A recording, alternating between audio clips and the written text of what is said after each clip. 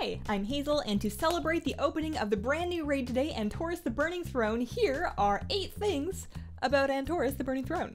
This is a bit of a mashup of my first impressions from doing the fights on the PTR and some fun facts. This video will not contain any cinematic lore type spoilers. I will not be showing any of those. I actually haven't seen them myself yet, but I will be showing boss models and fight footage, so if you're avoiding those, then you should just go do the raid right now because it's out. Thing number 8.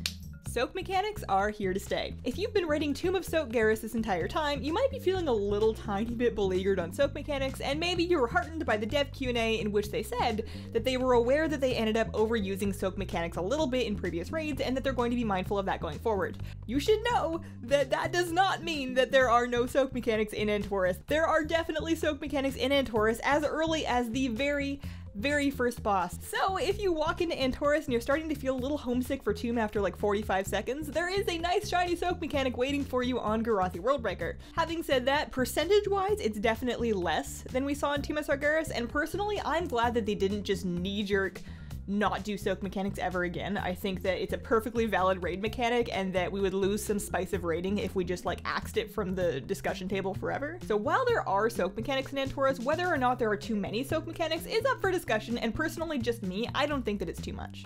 As far as solo soaks, there's actually a new graphic feature in Antorus that I'm really happy about. On Garathi Worldbreaker, and then again later on King Garoth, when you have these soak mechanics that want to be soaked by one person, you have this graphic mechanic that appears opaque, and then as soon as you actually step into it, it becomes a hollow ring. So it's really easy to identify which soaks still need to be soaked and then get to those ones. As a gnome that raided killed Jaden and had on several occasions people come and stand on my soak thing just because I'm short and they can't see me, I'm on board with that one. Thing number 7. As of the raid release today, you can now officially upgrade your legendary items to item level 1000 with a new item called Awakening Essence. So your old essences will not work, you gotta get the new ones. So you can go ahead and get those from raid, and you're also going to be able to get them from the same places you've got other essences, like emissary boxes, like your daily heroic raid, and you know, like once every 45 years from an arena match. You can still take advantage of this even if you never ever set foot in the raid, so make sure you take a look at your legendaries, make a little priority list of what you want to do first, and maybe go do a couple emissaries. I'm sure the High Mountain Tauren really miss you. I've heard that their crops are just in bad shape. Thing number 6. As far as raid mechanics, Antorus has to be the most imaginative raid that I've ever really thought about. This might be just because this is my first time really making thorough raid guides, but there are so many different types of fights in Antorus. I can't think of any 2 fights that really play even kind of the same. We have this brand new, basically bossless boss with the A&R tower defense fight. We have this almost horror movie style afraid of the dark feeling that pervades through the Varamathras fight. We've got a variety of neat vehicle mechanics to manage with the Antoran High Command fight. You've got different platforms and portals with the Portal Keeper fight. There's just all sorts of different styles of encounter here, and I think for at least a good chunk of time while it's fresh, it's going to be very hard to be bored in this raid. And looking through the bosses, I can say that we have what seems to be a very good balance of single target fights, ad cleave fights, and then sustained multi-target cleave fights, aka Shadow Priest fights. There's something for everyone. Thing number 5. Every single humanoid boss in this raid, and I'm pretty sure all of the non-humanoid bosses as well, have a good amount of thigh showing. Check out these pants and lack thereof. We got Lady Thigh, we got Demon Thigh, we got Lady Demon Thigh, we got you know, Fellhound Thigh. I mean, they're not wearing pants. I don't know if it's still a thigh, but it's out there.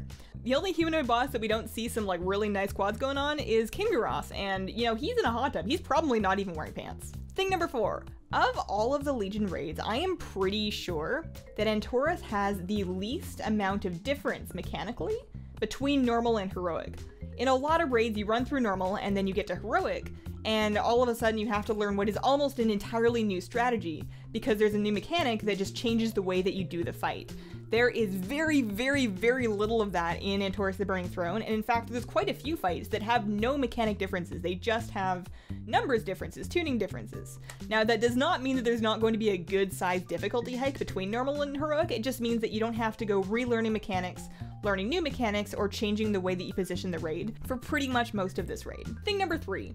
The Antorus fights have a great deal of tank responsibility. Now, tanks have always had a lot of responsibility, but historically in Legion raids, at least in my recollection, not all, but a lot of the different tank responsibilities can be kind of compensated if you have really bomb healers. You can cool down through things, you can overheal through things once you're geared, and you need to have good tanks, but you can still kind of get by if your tanks have had a few beers. In Antorus, not so much. Most fights have your basic tank tank swap mechanic, and that's business as usual. But we also see quite a few fights where there's tank positioning requirements, or just very, very strict tank swaps, where if it doesn't happen exactly as it needs to happen, your raid is gonna have some really big problems. Now that's not to say these mechanics are hard, they just require good execution, kind of like Maiden of Vigilance. If you had tanks on Maiden of Vigilance that were not taunting at the correct time, you know, the whole thing was over. So just imagine that kind of tank responsibility, just more. Thing number 2, and this is something that I'm actually really excited about, we have several, at least 3 fights in Antorus the Burning Throne that require use of CC mechanics. So your stuns, your incaps, your slows, your roots, you know, your tar traps, your mind bombs, all of that good stuff is going to be needed on the Covenant of Shavara, it's going to be needed on the Egrimar fight, and then it's also of course going to be needed on the ANR fight, and I am so excited for that. Safuza's secrets everywhere will be getting procced,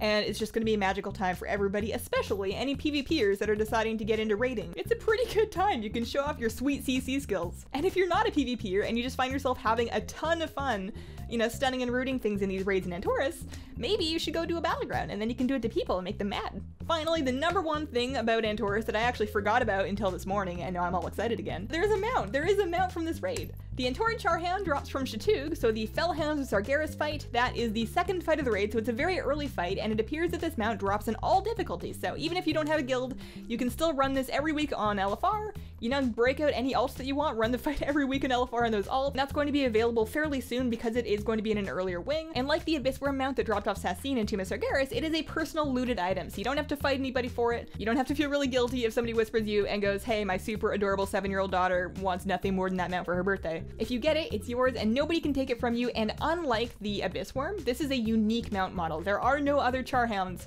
I'm pretty sure there are no other Charhounds in the game at this point. So if you want a fire puppy with really big horns, time to dust off some alts and get ready for some LFR. So those are 8 things about the new raid Antorus the Burning Throne. Thank you so much for watching. Please consider leaving a like if you liked it. If you are in need of guidance as far as learning these fights, I have a set of raid guides available on my channel. If you go to my main page and scroll down, you're going to find a raid boss guide section that will hook you right up. And I hope you guys have a wonderful, wonderful day. Bye!